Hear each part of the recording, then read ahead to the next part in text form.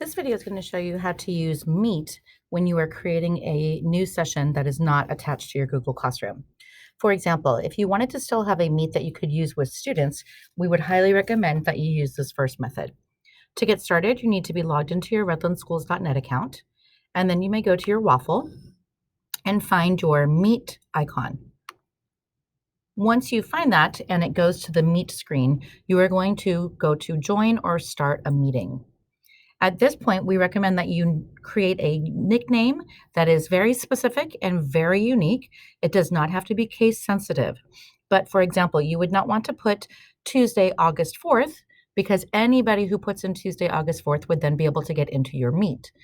Try to make it more specific with things like your name and maybe the period, or for example, even a grade number, however you want to make that.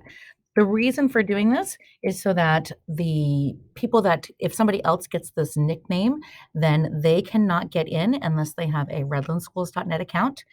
And the nice thing is that this is protecting the Meet from being used until you are in it.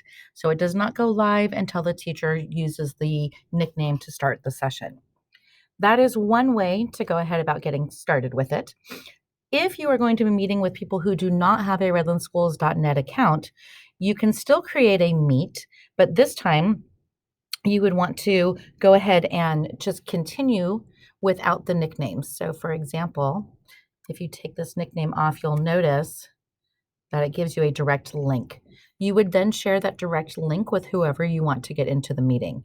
So this is nice if you are working with parents, for example, that do not have the redlandschools.net account, or if there happens to be another staff member that does not have that account.